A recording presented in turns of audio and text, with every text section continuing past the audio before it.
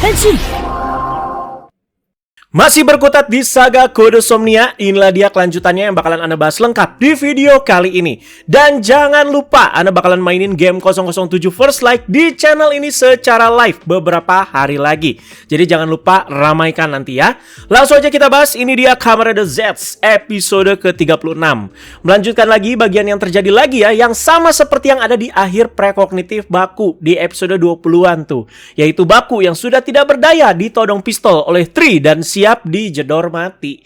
Episode kemarin cukup banyak pro kontranya juga ya, dimana Ana udah banyak baca komentar-komentar kalian tentunya ya, dan juga menyayangkan katanya kalian itu sama eksekusi di bagian akhir episode 35, dimana Baku yang sudah punya kekuatan ekstrim tidak digunakan di momen yang tepat ya. Lalu belt sama kapsemnya itu direbut gara-gara dua wibu random yang antah berantah buat jadi penggerak plot. Mirip sama Gachard lah ya, tiba-tiba ada bocil random yang muncul dan bikin Hopawan itu terbunuh dan Hotaro itu depresi.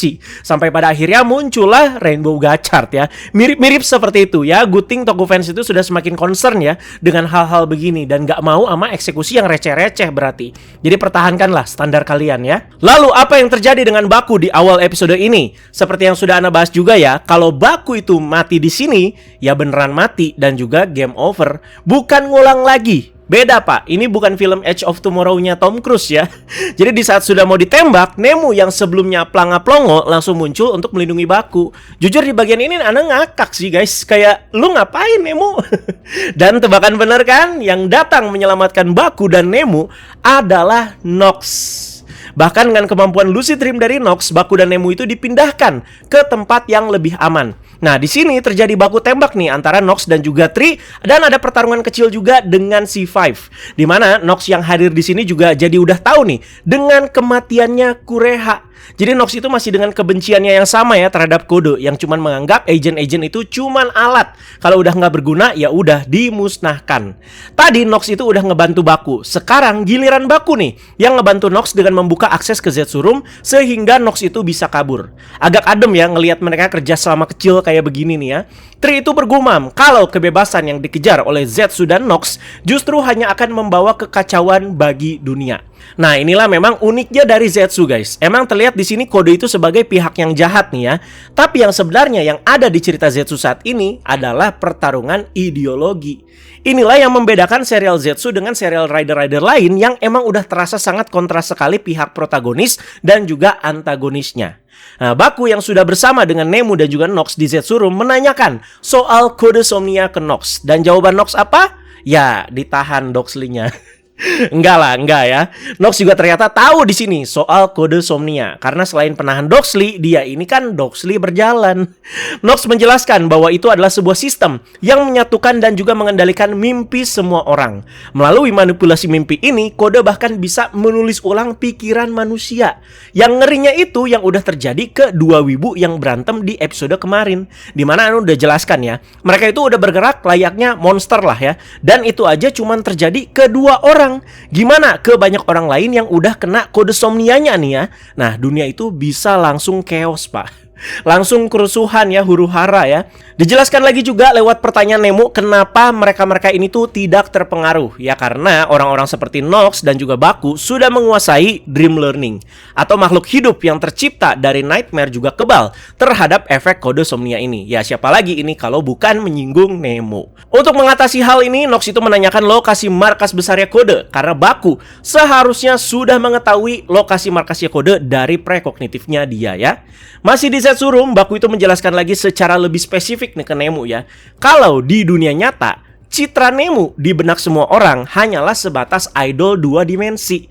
Tentunya ini membuat Nemu itu merasa sedih ya, karena tidak ada yang mengingat sosok aslinya yang nyata. Dan menyebut juga situasi ini sebagai mimpi buruk. Padahal dia kemarin itu bilang oke-oke aja ya, dan mungkin ini tuh bisa jadi salah satu yang terbaik nih, karena manusia akhirnya bisa melupakan ancaman Nightmare.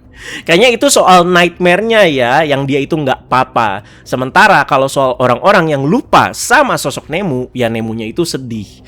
Nah ini dia bagian yang bikin Ana itu happy banget dan juga cengar-cengir di episode kali ini. Tiba-tiba Sik muncul dan dengan santainya duduk di meja kerjanya Zero. Oke, kita langsung coba bahas pertanyaan para penonton paling banyak nih pastinya ya. Kok Sik tiba-tiba ada lagi? Bukannya dia itu udah mati ya pas debutnya X-Dream? Jelas-jelas kan kena Rider Kick. Wah, suka-suka Yuya nih. Kebiasaan Yuya nih yang mau cut dihidupin lagi. Tenang, chill bro ya. Zeke di sini menjelaskan soal kemunculan dirinya ya. Bukan hidup kembali, tapi lebih tepatnya karena pikiran Baku dan Nemu di sini ya tentang mimpi buruk lah yang membuatnya itu terhubung dengan imajinasi mereka terhadap Zeke. Simpelnya, ini hal yang lumrah terjadi karena orang-orang itu sering melihat orang yang sudah meninggal di dalam mimpi mereka. Begitu ya. Jujur nih guys ya, ada cerita dikit nih. Kemarin pas Kenji Ohba meninggal, Ana itu mimpiin almarhum beliau loh ya. 2 atau 3 hari setelahnya lah, setelah berita pengumuman meninggalnya Kenji Ohba ya. Nah, karena udah saking ikoniknya banget nih almarhum beliau di Metal Heroes, sampai-sampai mimpiin. Kalian-kalian juga mungkin ada anggota keluarga atau teman meninggal, pasti mereka-mereka itu muncul lagi kan di mimpi kalian. Nah, Zeke di sini seperti itu. Ini kan mimpi, di mana baik Baku maupun Nemu menyinggung soal mimpi buruk yang erat kaitannya dengan Zeke, yang membuat Zeke juga muncul kembali dan seperti terpanggil. Nah, jelas ya. Ya nggak suka-suka Yuya amat sih, karena memang mimpi juga ya kan begitu guys ya. Kemunculan Zeke di sini nggak membuat suasana itu jadi langsung tegang ya, tapi jadi kocak parah. Dicampur sama gelagat-gelagatnya Zeke juga ya. Makanya kan Ana bilang, Ana nontonnya cengar-cengir mulu di bagian ini. Baku mencoba mengusir Zeke keluar dari Zetsurum, tapi Zeke bilang dia itu ingin melihat lebih banyak mimpi buruk yang lebih gila lagi. Baku-chan. Nah, di sini ada poin bagusnya guys ya. Zeke itu nggak merasa salah dengan hal ini. Namanya juga mimpi. Ya bebas dong, suka-suka gue, suka-suka Yuya. Jadi gini guys ya, Baku dan Nemu merasa kalau argumen Zeke tentang kebebasan bermimpi cukup masuk akal, terlepas dari sifat aslinya ya ini ya. Betul kata Baku juga ya, mimpi itu suka-suka dan bebas. Membuat Baku juga teringat di sini sama mimpi Nasuka sebelumnya ya. Tepatnya momen saat mereka itu mengadakan pesta barbeque bersama. Itu kan bentuk bebas dan suka-suka Nasuka yang memimpikan seperti itu. Tapi karena kodosomnia, para manusia tuh jadi kayak terhalang nih kebebasan mimpinya, direnggut gitu ya. Sekalian di sini nambah alasan lagi untuk kita itu semakin membenci gerakan dari kodosomnia. Zeke tentunya yang tahu soal kodosomnia. Nah, bagian ini Ana tuh langsung pasang kuping baik-baik ya. Kemarin kan Ana udah bahas panjang lebar tuh soal kodosomnia, kesinambungannya sama Zeke juga apa. Dan bahas juga kenapa kok gerakannya kerasa beda dulu dan sekarang. Apakah perbedaan penanganan nih antara Zero dan juga Tri. Cuman dijelaskan oleh Zeke kalau kodosomnia itu adalah sistem yang dibuat dengan menjadikan Zeke sebagai kelinci percobaan. Udah begitu doang. Yang begitu doang Ana harus jawab panjang nih guys ya. Jadi nggak menjawab sepenuhnya kehadiran Zeke ini ya. Nggak menjawab juga kenapa dia adalah anomali. Kan dia itu sering disebut anomali ya. Tapi disebutkan ya jelas kalau dia adalah kelinci percobaan. Nah, tapi dari sini Ana itu nangkep lagi sesuatu ya. Jadi kodosomnia juga bisa disebut sebuah proyek yang dirancang oleh kode dengan merekayasa balik atau reverse engineering kemampuan lucid dream milik Zeke. Apa sih reverse engineering?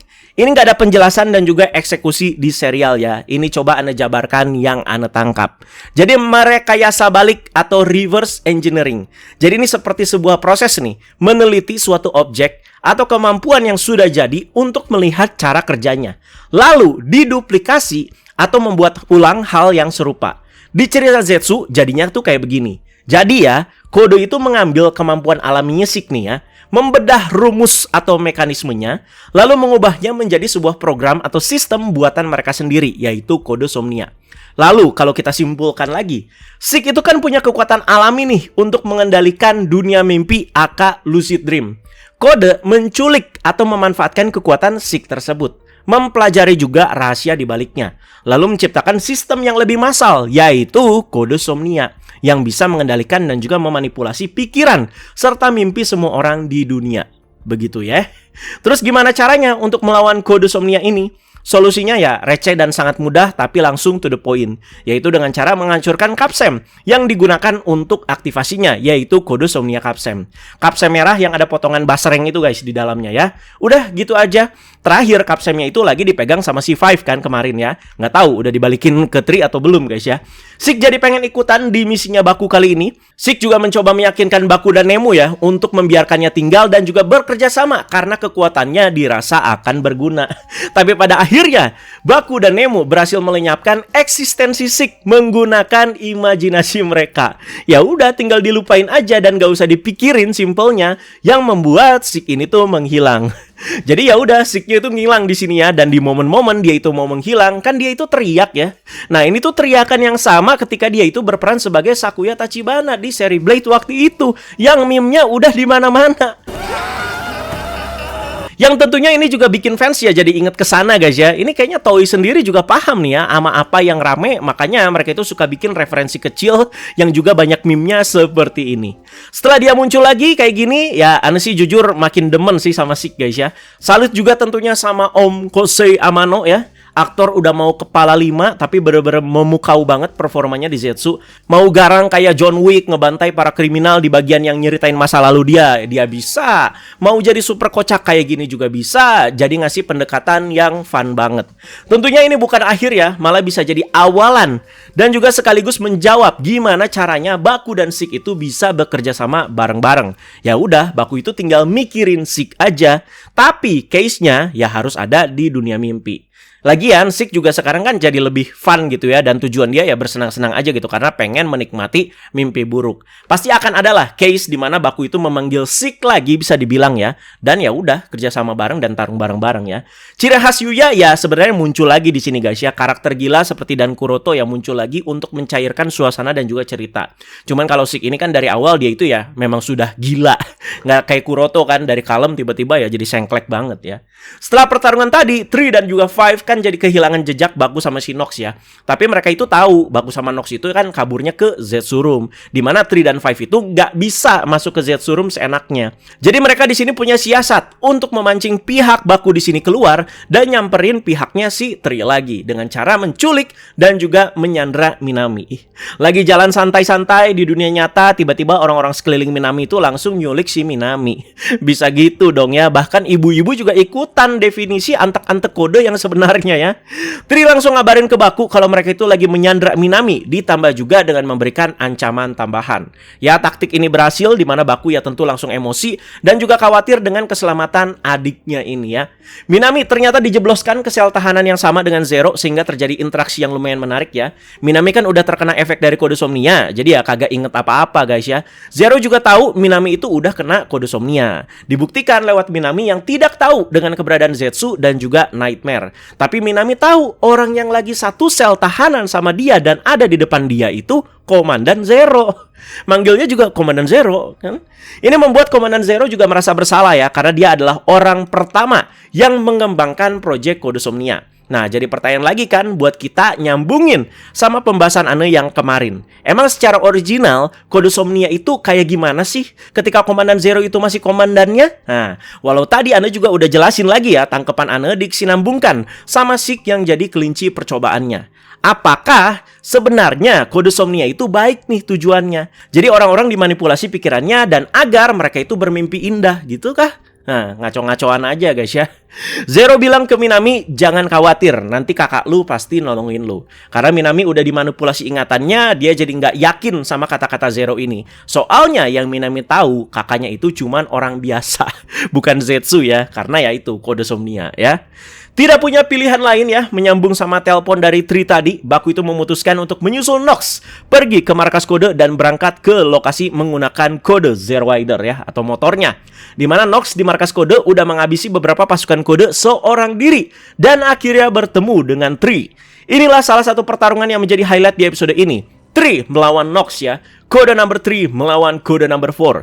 Akhirnya kita bisa melihat Tri itu beraksi kembali dan berubah bahkan. Setelah terakhir dia itu ya berubah jadi Lord Tri di akhir prekognitif Baku di episode 24. Inilah dia Kamen Rider Nox melawan Lord Tri. Pertarungannya cukup seru, dimana si Tri seperti biasa ya mengeluarkan ability haramnya itu guys yang ngilang-ngilang pakai clear capsem. Tapi Nox juga pinter, dimana dia itu pakai kemampuan shadow capsem buat menciptakan bayangan buat menjerat si Tri walau dia itu ya bisa ngilang-ngilang. Bahkan pas momen udah unggul, Nox itu nggak pakai lama langsung ngeluarin rider kicknya ke Tri, yaitu Shadow Redemption.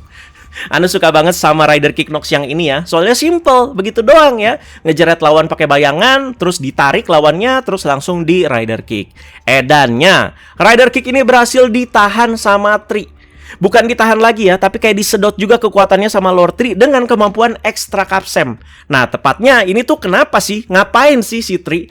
Di sini Tree itu bukan menyedot kekuatan ataupun energi dari Nox aja, tapi rasa pemberontakan dari Nox. Berarti ini juga meliputi rasa benci Nox terhadap kode yang berhasil disedot sama Tree. Bisa gitu emang ya.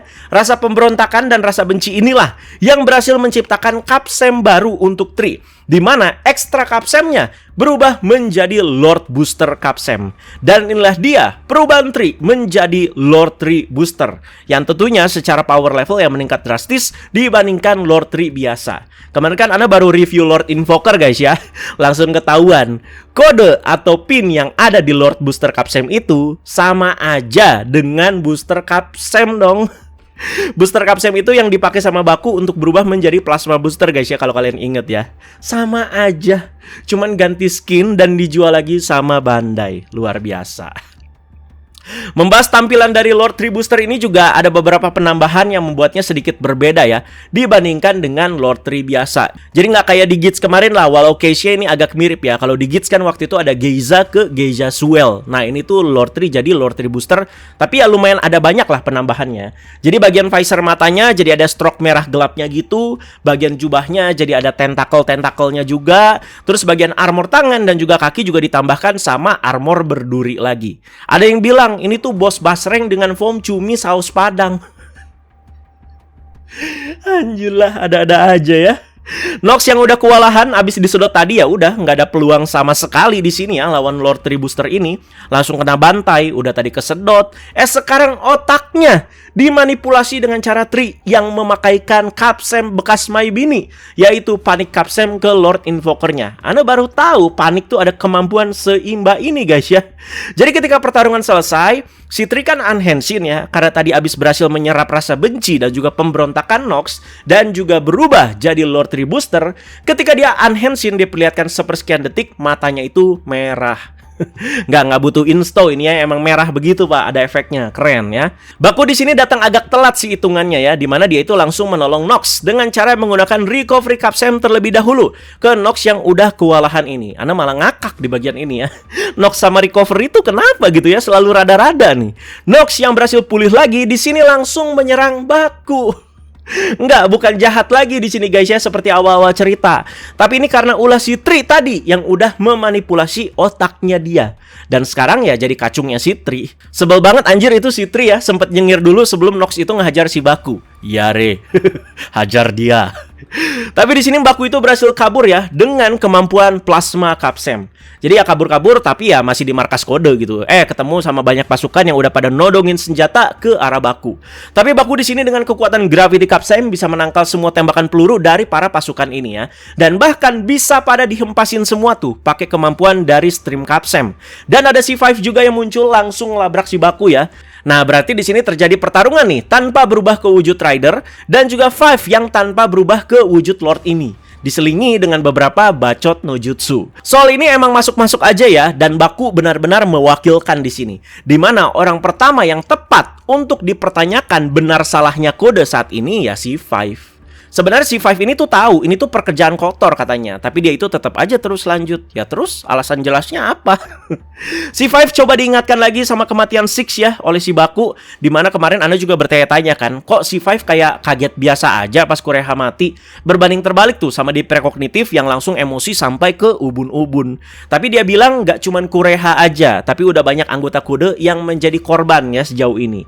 Baku hampir kalah ya, karena di akhir pertarungan ini si Five itu nonjok sambil pakai Shock Capsem. Tapi Baku menahan dan bahkan memukul balik dengan kemampuan dari Impact Capsem, dimana Baku juga menegaskan untuk mengakhiri adu bacot ini nih. Kalau gitu semuanya akan dilindungi oleh Baku. Mau itu Nightmare, semua orang di dunia ini, para manusia, dan juga kode. Dia aja gitu yang dilindungin guys ya, biar nggak ada perselisihan lagi. Five kalah disundul ya sama Baku tadi, dan sepertinya kata-kata terakhir Baku itu ya membuat dia juga jadi tertegun dan juga berpikir. Jadi ada kemungkinan Five bakalan ada di kubu Baku nantinya ya, tapi mungkin aja mati cepet. Biasanya yang begini-begini mati cepet guys ya. Ini kan situasinya Baku itu lagi nggak bisa berubah jadi Kamen Rider. Tapi yang bikin Ana amazed ya dan juga terpesona nih di beberapa bagian, kemampuan dari berbagai macam Capsem digunakan oleh Baku secara maksimal dan juga di momen yang tepat di sini. Membuat dia yang cuman begini doang juga jadi terlihat tetap imba. Keren sih guys ya. Pak tadi pakai plasma, terus pakai gravity, terus pakai stream. Mantep itu ya. Data retina C5 diambil ya. Tentu ini juga untuk jadi aksesnya Baku untuk masuk ke fasilitas kode lebih dalam lagi. Data retina ini dipakai untuk pergi dan juga membebaskan Minami dan juga Komandan Zero yang lagi ada di dalam satu sel tahanan yang sama. Agak kekuat ya pas pertemuan antara Zero dan Baku. Pertemuan ayah dan anak kembali setelah konflik kemarin tuh yang Zetsu Darkness Nightmare. Kirain Minami doang yang dibebasin, tapi akhirnya Zero ikut dibebasin juga. Soalnya pas saling pandang kayak nggak enak gitu ya. Semuanya dibawa sama Baku ke Zetsurum dan ada Nemo di sana yang lagi sendirian. Di pandangan Minami, ya Nemunya 2D ya. Apakah misi Baku di sini gagal? Emang iya gitu ya, dia itu belum menghancurkan kode Somnia Capsem, tapi bisa dibilang nggak gagal juga. Minami sama Zero berhasil dibebaskan. Itu sangat penting banget guys ya. Jadi ibaratnya tuh kayak udah setengah jalan juga. Dan rencana untuk melawan balik lagi dimulai, di mana Baku itu hendak membuat Zetsu Driver yang baru dan dibantu oleh Zero, Nemu, dan juga Minami. Sick juga nanti bakalan muncul lagi tuh kayaknya ya. Kok bisa? Nah, karena blueprint dari Zetsu Driver itu ada di otaknya Zero. Terjawab sudah ya bagaimana Baku itu bisa berubah lagi. Bahkan bisa berubah dan juga memakai form-form lainnya selain X-Dream. Yang kastanya itu ya lebih-lebih bawah lah ya. Ya karena ada Zetsu Driver yang kedua ini. Driver pertama kan udah jadi X-Dream ya. Kok Zero jadi berpihak sama Baku? Nah, dia kan udah diturunkan dari posisinya sebagai komandan ya. Tentu karena ngelihat Tri yang sekarang udah jadi komandan terasa semena-mena gitu ya dengan gerakan kode Somnianya. Ya jadi ada alasan kuat lah untuk melawan balik apalagi bersama anaknya. Mantap. Ini pelan-pelan udah mulai pada dipindahin ke kubunya Baku nih. Kalau kalian notice ya. Dari Nox yang mulai ngebantu Baku di awal episode, Sick yang bisa muncul lewat pikiran dalam mimpi dan jelas-jelas mau ngebantu Baku, C5 juga tampak menyadari sesuatu pas bertarung sama Baku. Dan sekarang Komandan Zero. Bakalan penasaran ya sama proses bikin Zetsu Driver yang baru di episode minggu depan. Kayaknya bakalan fun nih. Mungkin juga sekalian menjawab bagaimana Zetsu Driver yang pertama itu berhasil tercipta. Nah, sekalian di sini aja. Oh, begini tuh prosesnya ya. Akhir episode ditutup dengan cukup mengejutkan ya. Nox itu masih belum lepas dari manipulasi otaknya Tri, di mana dia itu sekarang seperti kembali menjadi kode number 4 dengan outfit agentnya ya, tapi sudah mengenakan Nox Driver. Kasian, jadi kacung ya. Dan misinya sebagai kode number 4 yang menghancurkan si Baku.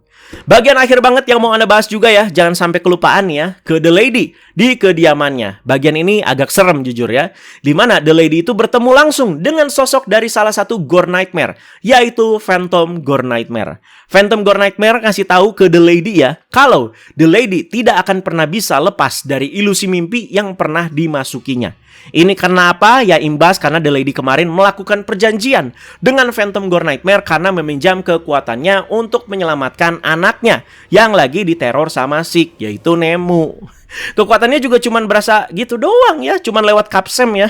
Dan bisa dipakai sama The Lady ataupun si Nox. Apakah akan jadi salah satu ingredients juga nih untuk terciptanya Nox Midnight Shadow? Jadi ada upaya dari The Lady untuk tidak mendengarkan dan juga kayak mengusir si Phantom Gore Nightmare ini. Tapi dilawan sama Phantom Gore Nightmare dengan ilusi yang dia buat, seperti si Phantom Gore Nightmare yang tiba-tiba berubah jadi Nemo untuk mengalihkan The Lady. Ya seperti inilah konsekuensinya ya. Saat menjalin kontrak kemarin juga kan dibilang ya, kalau begitu hiduplah dalam alam mimpi. Ini tuh jadi syarat kalau The Lady akan hidup dalam keadaan setengah bermimpi.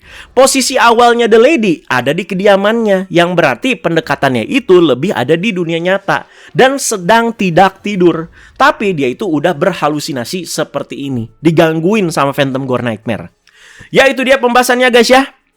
Jujur sih masih cukup menarik Zetsu ini ya. Intensitas sebenarnya nggak tegang banget, tapi cukup terjaga menurut Anda ya, nggak drop-drop amat. Dan siap-siap sebentar lagi akan ada kemunculan dari final form Nox ya, yaitu Kamen Rider Nox Midnight Shadow. Kemarin Anda juga udah bahas sistematis dari Capsemnya, jadi silakan disimak. Dan mengingatkan juga sekali lagi, Anda bakalan mainin game 007 First Light di channel ini. channel ini ya, bukan channel kedua guys ya, dan juga secara live beberapa hari lagi. Jadi ramaikan sampai tumpeh-tumpeh guys ya. Dan untuk kali ini silakan kalian diskusi sesuai konteks. Terima kasih banyak yang sudah menonton videonya sampai habis. Sampai ketemu di episode 37.